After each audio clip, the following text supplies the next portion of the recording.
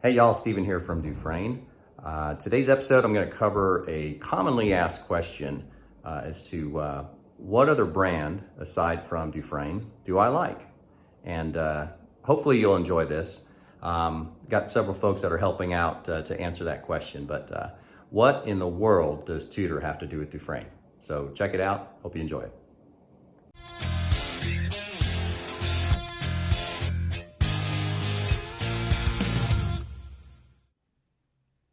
Howdy y'all, Steven here from DuFrane. I'm the founder of DuFrane, and this channel is meant to just kind of talk about the DuFrane watch brand as well as, some stories, a little bit of insight about myself as a collector, as well as just, some insights about the brand, in general. So on today's episode, I thought it'd be interesting, but just simply because I get a lot of folks asking what other brands do I find interesting outside of DuFrane? And maybe even how I started kind of really getting into this hobby, and where it began for me. So what I thought I'd do is, actually have maybe some of the folks here in town, some of the fine gentlemen that I work with around the watch collecting community, maybe have them. They're very aware of what I bring to our little meetups, and maybe have them share probably what they know to be my favorite brand outside of DuFrane. So let's hear it from them, and then I'll kind of get into my story and some of the pieces that I collect. So enjoy. If Steven's about to talk about Tudor one more time, I am selling my DuFrane. Tudor. Tudor. Oh, Tudor. Yeah, that's pretty embarrassing, isn't it? But it's truthful. So that is why Tudor and DuFrane have some connection. The brand just spoke to me years ago. I've got some vintage pieces, and then just been collecting them throughout the years, and just really enjoy them, and draw some inspiration and ideas from them. Certainly not duplicating or copying any of the fine design and craftsmanship from it, but it is definitely a brand that is a favorite of mine. And hope you enjoyed the fellows sharing their take on it. So why don't I get into really how I got started. I've just been a fan my entire life. I don't know where it began, to be honest with you, just as a kid. My dad wore a watch. He wore it on his right wrist. I know I've talked about that before.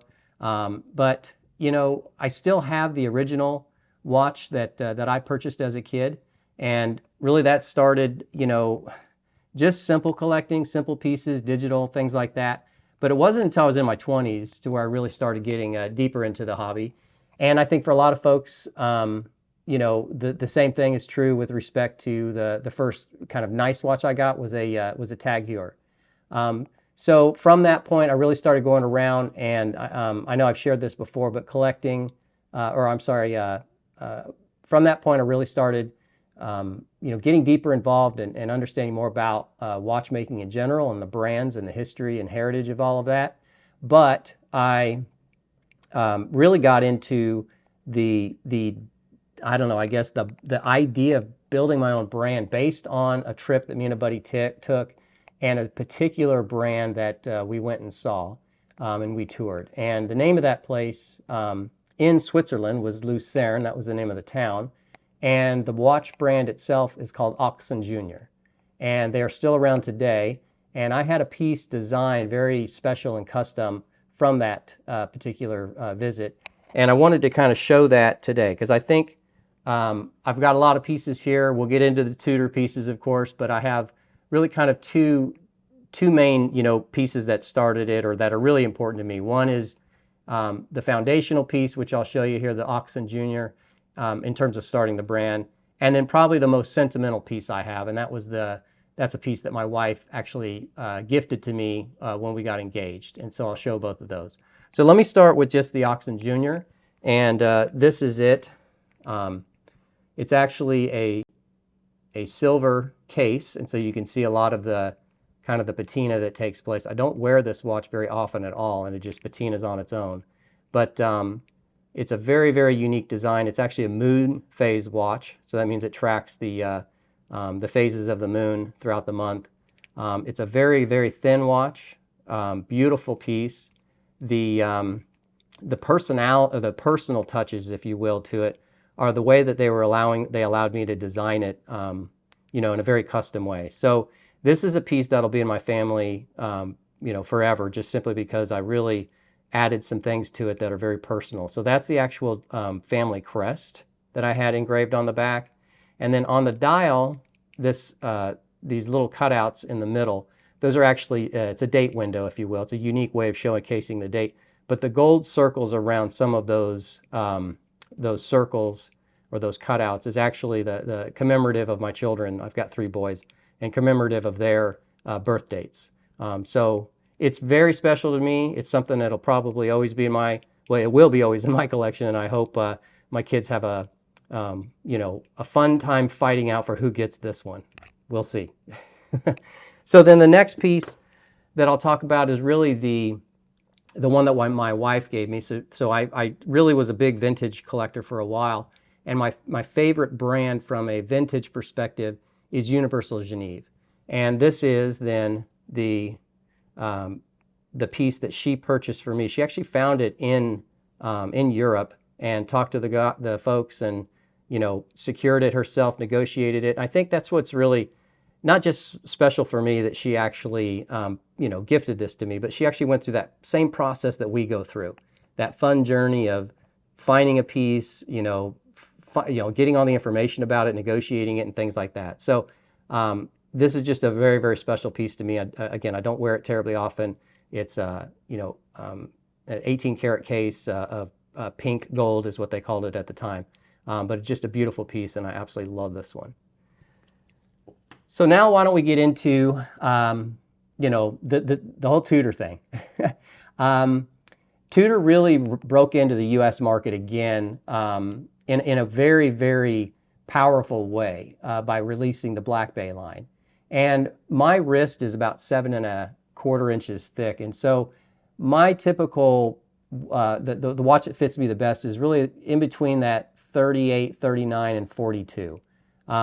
But I have fairly thin wrists, and so, I can't take a very thick wrist or a thick watch, in my opinion.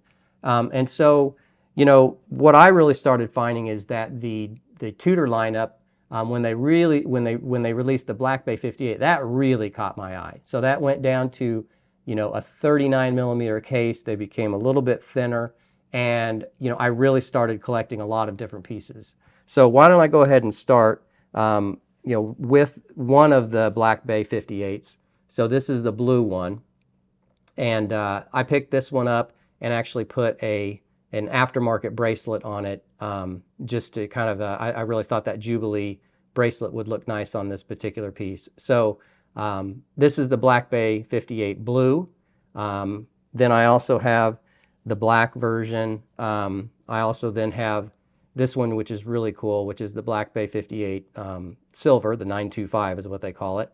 But it's actually a silver case as well.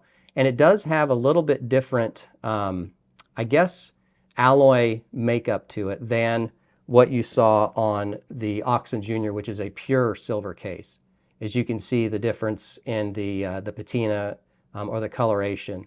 So this one still does actually have a little bit of coloration to it, but nowhere near like a pure silver case. But this kind of taupe color is just fantastic. I absolutely love this watch. It's beautiful. I also have the gold one. Again, it's a sickness. So then the next one I picked up, actually, this is a limited edition. This is the bronze Black Bay 58. I got this from a buddy who actually picked it up in Rome, I think is where he got it. And it just didn't quite speak to him, and so he was gracious enough to let it go.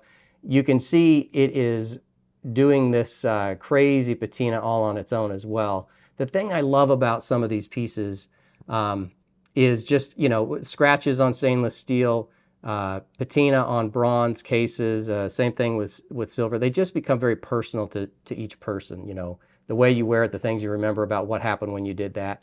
But I love this piece. I haven't been aging this. This has been doing it on its own. Again, I don't wear this one too frequently. I'm always wearing a DuFrane. But when I do get to wear a watch, you can see I've got a lot of Tudors to choose from. but I pulled this one out not too long ago and was just shocked when I saw the green patina on it. I just think it looks so cool. The last couple that I picked up started to get a little bit, call it thicker if you will.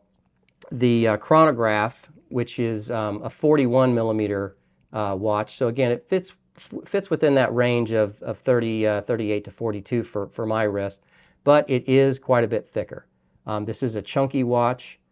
It's a great watch. I think there's two different versions of this.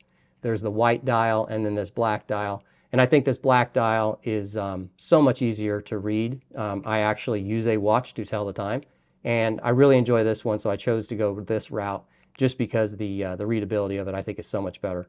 But it's a little bit thick, a little bit chunky, but I can still kind of pull it off, if you will, and I do absolutely love this one as well from a chronograph perspective.